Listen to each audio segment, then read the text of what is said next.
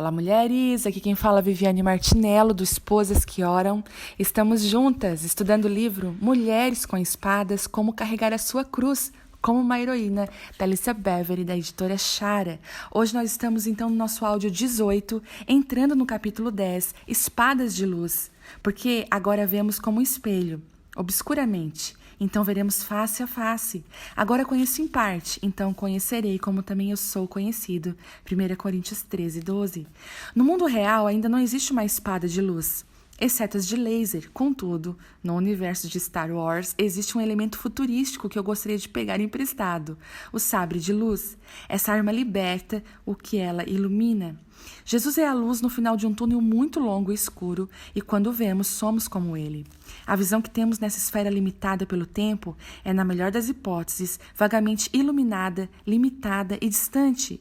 Mas quando a eternidade por fim superar o tempo, veremos plenamente, face a face, em uma esfera sem sombra. Isso significa que agora não conseguimos ver o quadro geral, contudo nunca foi tão importante observarmos ou discernirmos exatamente o que de fato vemos. Como diz o ditado, existe mais do que os olhos podem ver, então precisamos de uma espada de luz e discernimento. Consigo ver mais coisas quando os meus olhos estão bem abertos do que quando pisco.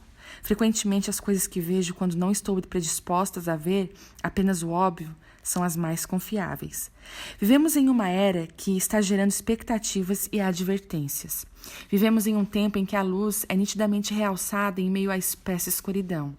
Ao longo do Novo Testamento, os crentes são advertidos de que os últimos dias na Terra serão repletos de ofensa, falso ensino e tudo aquilo que promove engano.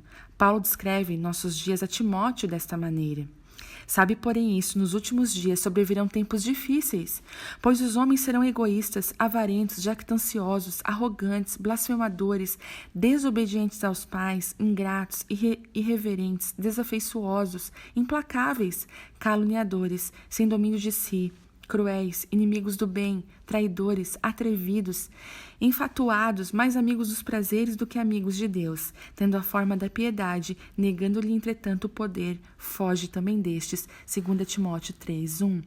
Se Timóteo precisava saber qual seria a nossa situação atual há 2000 anos, imagine o quanto nós hoje precisamos ter uma consciência clara do tempo em que vivemos. Note que Paulo não diz que nossas dificuldades serão causadas pelo colapso econômico, pelos terremotos e pelas guerras. A situação em que está a Terra, suas nações e suas instituições financeiras não é o que causa tensão em nosso tempo. Nossa luta nasce das sombras que dominam o coração humano.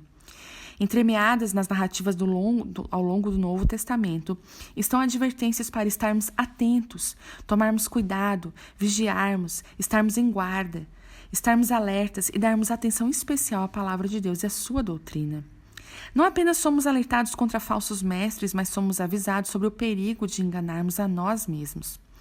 Contudo, viver com medo constante do engano irá da mesma forma conduzi-la à estrada errada. Viver com medo leva a decisões terríveis, porque o medo é um péssimo conselheiro, a não ser que se trate do temor do Senhor. Deus nunca deu a você um espírito de medo. Ele deu um espírito de poder, de amor e de equilíbrio. 2 Timóteo 1:7. Esse dom do Espírito tem exatamente as 3 qualidades que você precisará para caminhar em discernimento e empunhar a palavra de Deus de maneira apropriada. A palavra de Deus é a lâmpada que ilumina nossas veredas enquanto julga nações, com toda a certeza quanto sonda corações. Sem a luz da palavra de Deus, estaremos todos andando em círculos em meio à escuridão, com medo do que não podemos ver. A revelação das tuas palavras esclarece e dá entendimento aos simples. Salmos 119, 130. Amo a imagem capturada neste versículo. À medida que desvendamos ou espalhamos a palavra de Deus como se ela fosse um mapa do tesouro, ganhamos perspectiva e discernimento. Outras versões da Bíblia usam os termos explicação, ensinamento e abertura. Sem o discernimento da palavra de Deus, é fácil confundir um inimigo com um amigo e o passado de alguém com o seu futuro, porque um ambiente tomado pela escuridão distorce a nossa perspectiva. Mas quando a luz é trazida à situação, você vê o que realmente está diante de você.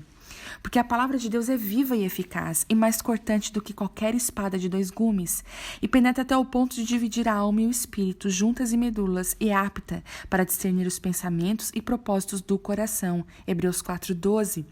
Portanto, nosso temperamento deve ir muito além do que pode ser visto.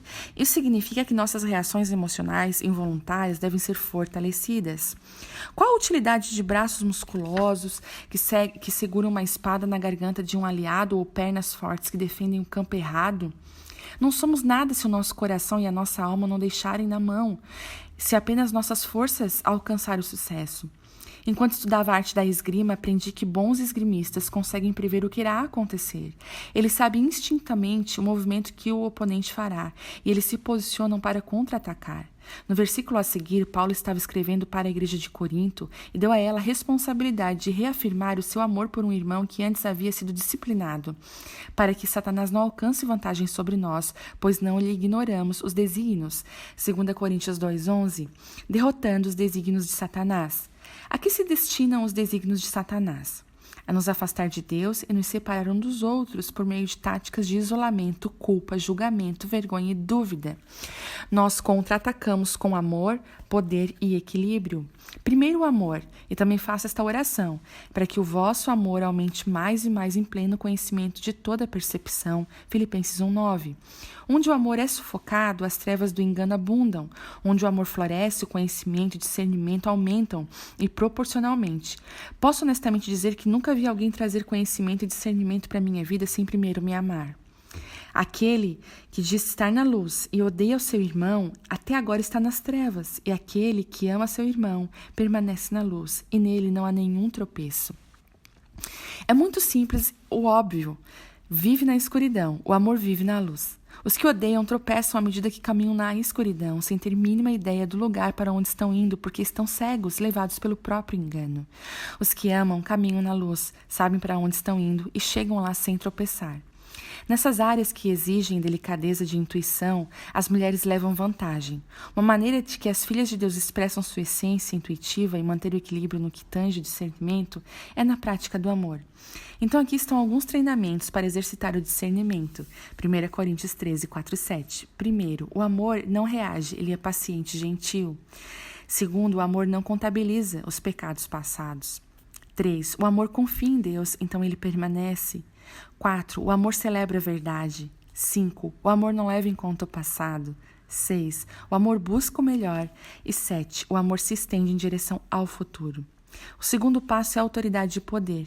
Não existe autoridade sem poder e não há poder legítimo sem autoridade. No fim, ambos são dons de Deus. Para compreender a ambos, você precisa saber qual a posição que ocupa. Vós, porém, sois raça eleita, sacerdócio real, nação santa, povo de propriedade exclusiva de Deus, a fim de proclamardes as virtudes daquele que vos chamou das trevas para a sua maravilhosa luz. 1 Pedro 2:9.